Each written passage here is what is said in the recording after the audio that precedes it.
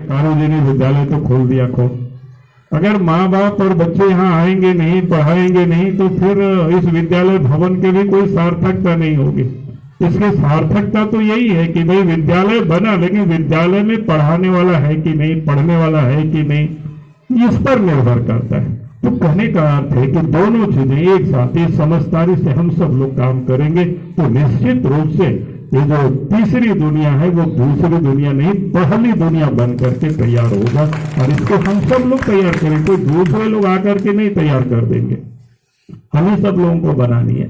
संकट है उसे भी हम सब लोगों को लड़ना है। तो जीवन ही एक संघर्ष है, ये तो हर हमेशा संघर्ष करना पड़ता है। अगर आप संघर्ष नहीं करेंगे तो फिर हम तो कहते हैं कि अगर संघर्ष आप नहीं करेंगे, जो खाते हैं ना वो भी नहीं पचता है।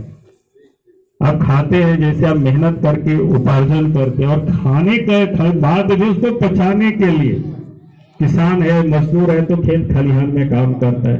पैसे वाले देखेंगे सवेरे उठ करके दौड़ता है मैदान में, और शाम को भी मैदान में टहलता है। रांची में आप सब लोग जाए तो मेरा मोराबादी मैदान के बगल में घर है, तो बूढ़े बुजुर्ग को देखते हैं, मैं जानता हूँ किसके पास कितने पैसा है, लेकिन वो सवेरे ठंडा में भी वो टहल रहे हैं, पति पत्नी बाल बच्चे सब टहल रहे। कहने का अर्थ मेरा इतना ही है कि भाई संघर्ष जीवन में ये कभी समाप्त नहीं। अगर संघर्ष समाप्त हो जाए तो आदमी ही समाप्त हो जाएंगे। इसलिए संघर्ष तो रहेगा, कठिनाई आएगी, लेकिन उसी में से अपने को आगे बढ़ना है।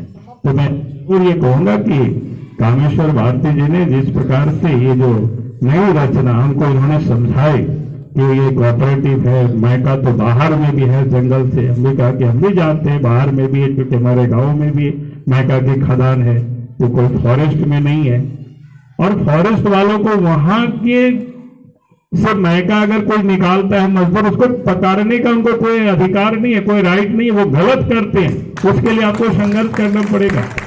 अगर वो तीसरों के रहती जमीन से, घर मजदूर जमीन से कोई उठा करके ले जा रहा है, हाँ माइनिंग वाले चाहे तो उसमें केस कर सकता है, तो उसका अलग कानून है, लेकिन फॉरेस्ट वाले उस पर नहीं केस कर सकते। और फॉरेस्ट वाले केस करते तो मैं कहता हूं कि अगर जीएम लैंड से या रहती जमीन से ले जाता है तो फिर फॉरेस्ट के ऊपर भी हम सब लोग केस करेंगे। दादागिरी कर रहा है, लूटपाट कर रहा है, फिर लड़ाई जो करना होगा लड़ेंगे हम सब लोग, उसमें कहाँ पीछे है। बाबूलाल मरांडी हर हमेशा रहते हैं, हम आप सब लोगों के सहयोग से हम सब लोगों ने लंबी लड़ाई लड़ी है, तो लड़ने की जरूरत पड़ेगी तो लड़ेंगे, लेकिन हम सब लोग कानून से लड़ाई लड़ेंगे। तो मुझे लगता है कि आप सबने जिस प्रकार से मेहनत किया है और जो एक रास्ता चुना है, तो मुझे लगता है कि निश्चित रूप से एक संकट जो अधिक है उसमें से जरूर कमी आएगी, ये मैं विश्वास कर सकता हूँ। तो जहां कहीं हमारी जरूरत होगी तो आप सब लोग हमें याद करेंगे, तो हम भी आपके साथ हैं, क्योंकि हम गाँव घर के हैं। आप हमें बतावे ना बतावे, हम यहाँ की समस्याओं को मैं जानता हूँ, इसलिए मैं लोगों को बार बार कहता हूँ। जब हम सीएम बने तो किसी ने कोई हमको तो आवेदन नहीं दिया था कि यहाँ पुल बनना चाहिए, यहाँ कोई रोड बनना चाहिए। जितना मैं जानता था हमने कहा कि इन सब तो काम करो, काम करना है। यही नहीं बल्कि पूरे झारखंड में सब जगह घूमते हैं तो हमें पता है कहाँ क्या तकलीफ है, कहाँ क्या समस्या है, कहाँ पर किस चीज की जरूरत तुरंत तत्काल, तो सब काम को हम सब लोग करेंगे। तो इसलिए मैंने कहा कि आप सब जो कर रहे हैं, संघर्ष कर रहे हैं, आपके साथ हम खड़े हैं, इन्हीं शब्दों के साथ बहुत बहुत धन्यवाद। और अब क्या ढिबरा मायका श्रमिक स्वावलंबी सहयोग समिति के तमाम कार्यकर्ता को अपनी ओर से बधाई और शुभकामना देना चाहता हूँ। कामेश्वर जी काफी दफे रांची भी गए, फिर पूरे खाता बही के साथ, तो बहुत कुछ हमने भी समझने की कोशिश की, तो थोड़ी कुछ तो समझ में आया। और मैं कह सकता हूं कि एक अच्छी पहल, एक अच्छी शुरुआत आप सब ने किया है, और मैं समझता हूं कि इससे यहाँ के लोगों को एक राहत तो निश्चित रूप से मिलेगी। लेकिन उसके बाद भी आप सबको लड़ना पड़ेगा। मैं शब्द इसलिए प्रयोग करता हूं, जो कि आज तक मैंने जितने भी केस देखे, केस तो ऑन द स्पॉट पर नहीं होता है। सब केस लोग कर देते हैं कि हम वहां से पीछा करते करते आ रहे थे और अमुक जगह मुलाकात हुई, वहां पकड़े गाड़ी को, और वो भी फॉरेस्ट वाले केस करते। तो इसलिए मैंने कहा कि ये जो आपका यहाँ से लोग काम करेंगे, या वहाँ हमने जहाँ कार्यालय को उद्घाटन किया तो वहाँ हमने देखा था क्या चालान आप सबके रखे हुए थे, तो आप सबको थोड़ा सा संघर्ष करना पड़ेगा उसके बाद ही, तभी लोग समझ पाएंगे। क्योंकि इस क्षेत्र में जानते हैं कि जहाँ फॉरेस्ट में है तो उससे कहीं अधिक क्षेत्र फॉरेस्ट से भी बाहर है, जहाँ पर आज माइका का जो अवशेष या उसको ढिबरा जिसको कहते हैं, या और अभ्रांत शब्द में उसको कचरा भी कह सकते हैं एक प्रकार से। जिस वक्त इस क्षेत्र में माइका चलता था उसको लोग पूछते नहीं थे, इस प्रकार से उसको रद्दी यानी यूं ही लोग फेंक दिया करते थे। लेकिन जैसे जैसे टेक्नोलॉजी का विकास होता है, आवश्यकताएं होती है, फिर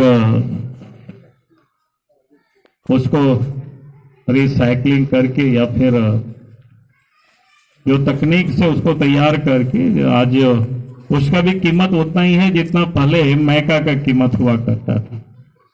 तो कुल मिलाकर के जो दुनिया भर में आज इसकी जो मांग है और उस कारण से जो फेंका हुआ था, जो यूं ही पड़ा हुआ था, आज उसकी भी आवश्यकता, उसकी भी जरूरत है। लेकिन मैं ये कहूंगा कि चूंकि एक तो फॉरेस्ट एरिया में भी पड़ता है, फॉरेस्ट एरिया में फॉरेस्ट कंजर्वेशन एक्ट है, उसके तहत कुछ भी आप निकाल नहीं सकते फॉरेस्ट एरिया से, उस जंगल की क्षेत्र से, नहीं तो वो केस करेंगे। कुछ दिन पहले गिरिडीह के विधायक आए थे तो हमें टेलीफोन किया था कि हम लोग आए हैं एक सचिव लेकर के। हमने पूछा कि भाई कौन सा सचिव को लेकर के आए, तो बोला कि माइनिंग का। हमने कहा यार जानते हो कि तीसरे में जितने भी केस हुआ है कि माइनिंग के लोगों ने केस नहीं किया है, केस तो फॉरेस्ट वालों ने किया है। अगर सचमुच में आपको लाना था तो फॉरेस्ट वालों को लाते और उनको आप दिखाते, डीएफओ को लाते, फॉरेस्ट के सचिव को लाते, पीसीसीएफ को लाते, तब इसका कोई समाधान निकल सकता है। क्योंकि माइनिंग वाले तो मेरी जानकारी में आज तक किसी ने कोई नहीं बताया कि माइनिंग वालों ने, खनन विभाग वालों ने कहीं कोई केस किया हो या किसी को पकड़ा हो किसी की गाड़ी, तो सबके सब फॉरेस्ट वालों ने किया। तो ये एक बड़ी समस्या है। फिर उसके बाद यहाँ से लौटने के बाद उनके डिप्टी डायरेक्टर से हमने बात की तो वो हमें पूछ रहे थे सर क्या हो सकता है इसका उपाय। हम बोले कि एक ही उपाय हो सकता है, सरकार को बताना कि कम से कम स्पॉट को आप सब लोग चिन्हित करके और उसको फॉरेस्ट एरिया से उसको बाहर करें। जैसे जंगल में भी गांव होता है ना, वहाँ रहती जमीन होता है, तो वहां तो हम सब लोग भी खुदाई करते हैं, कोड़ते हैं, घर द्वार सब बनाते हैं। तो हमने कहा कि उसी प्रकार से अगर 100-200 स्पॉट जहां पर ढिबरा है अगर फॉरेस्ट में है तो उसको आप फॉरेस्ट एरिया से सरकार चाहे तो उसको निकाल सकती है। लेकिन राज्य सरकार को इसमें पहल करना चाहिए, आप लोगों को इस पर पहल करना चाहिए। और बाकी मैं ये कह सकता हूं, चूंकि मैं यहाँ की समस्याओं को मैं जानता हूँ, तकलीफ को जानता हूँ, और फॉरेस्ट ये क्या कहते हैं, ये ढिबरा को लेकर के हम सब लोगों ने लंबी लड़ाई लड़े हैं तो सबको पता है। लेकिन हम चाहेंगे कि उसको सहूलियत से, कानूनी रूप से उसका समाधान हो जाए। इस दिशा में भले देखता ना हो, लेकिन हम सब लोग भी अपने ओर से लगे हुए हैं कि ये समस्या का समाधान कैसे हो, किस प्रकार से हो। और हम उम्मीद करते हैं कि आने वाला समय इस समस्या का समाधान जरूर होगा, इतना मैं आप सबको विश्वास दिलाता हूं। उसके साथ साथ मैं एक बात और जरूर कहूंगा, जैसे आजकल तो सब कुछ लोग कहते हैं ना मल्टी लेयर, जब बिजनेस भी करते हैं किसी घर में, अगर एक बाप के 4 बेटा है और पिताजी अगर खिचड़ी परोस का दुकान किए हुए थे और चारों बेटा अगर वही खिचड़ी परोस का दुकान करेंगे तो फिर बिजनेस ठीक ठाक चलेगी नहीं। तो चारों बेटा को एक खिचड़ी परोसनी है तो एक को, 3 को और कोई दूसरा काम भी ढूंढना पड़ेगा।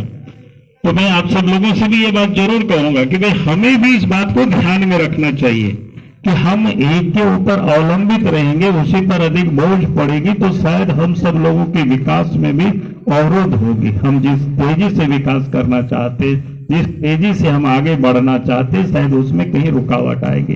तो इसीलिए परिवार जैसे जैसे बढ़ता है तो हमें रोजगार के नए अवसर भी, नए क्षेत्र भी हमें तलाशना होगा, ढूंढना होगा, और उसमें भी अपने आप को, परिवार को लगाना होगा। आज भी हम सब लोग देखते हैं जैसे अपने आसपास गांव में, जब पहले हमें याद है बचपन के दिनों में तीसरी, चंदौरी कैसे चमकता था। दूर की कोडरमा छोड़ दीजिए, गिरिडीह छोड़ दीजिए, जहां हम सब लोग रहते थे। लेकिन जब माइका समाप्त हो गया तो बड़ी आबादी यहाँ से लोग, कोई मुंबई चले गए, कोई गिरिडीह चले गए, कोई कलकत्ता की ओर, कोई दिल्ली की ओर। और अच्छे काम कर रहे हैं। ऐसा नहीं है कि कोई तकलीफ में सबके सब लोग हैं तो अच्छे कर रहे हैं। तो कहने का अर्थ है कि जैसे जैसे परिवार बढ़ता है, परिवार में सदस्यों की संख्या जब बढ़ती है तो फिर अन्य प्रकार की कामों की ओर भी लोग सीखते हैं या फिर चाहते हैं कि काम करें। तो हमें लगता है कि हम सब लोगों को भी, ये ढिबरा तो है, ये तो प्रकृति ने हम सब लोगों को यह दिया हुआ है, इसमें हम सब लोगों का कोई योगदान नहीं है। इसको बनाने में हम लोगों का इतना ही योगदान है, खोद करके इसको हम लोग चुन करके निकालते हैं और हम लोग बेचते हैं। तो हम सब लोग कई चीजों को हम लोग तैयार कर सकते हैं। उस दिशा में भी आगे हम सब लोग बड़े परिवार को उसमें विकेंद्रित जिसको कहते हैं व्यवसाय के क्षेत्र में आगे बढ़ाना, तभी ये झारखंड भी आगे बढ़ेगा, तभी इलाका भी, तभी क्षेत्र भी आगे बढ़ेगा।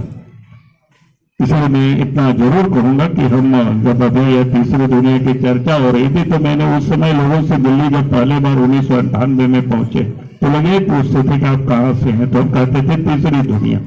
तो लोग पूछते थे तीसरी दुनिया होता क्या है, तो हमने कहा कि वहां सड़कें नहीं है, बिजली नहीं है, पानी नहीं है, यानी अस्पताल, चारों तरफ सब कुछ अभाव ही अभाव है। तो आप दिल्ली में जो पैदा हुए तो नहीं समझ सकते हैं कि भाई वैसा भी कोई जगह होगी।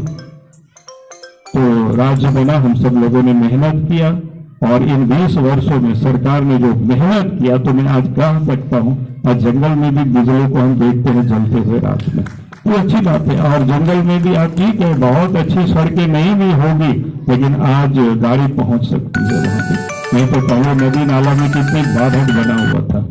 हमें याद है कि जब भारत सरकार के मंत्री थे और घर से हम ट्रैक्टर से आ रहे थे तो चंदौरी सकरी नदी में ट्रैक्टर बहते बहते, माने हम सब लोग बहते बहते बच गए थे। तो आज नई पीढ़ी जो हमारे बाल बच्चे पोते होंगे उनको तो पता भी नहीं होगा कि ऐसा भी दादाजी यहाँ फंसते थे। ये तो नहीं पता चल सकता, वो दर्द को, उस तकलीफ को तो नहीं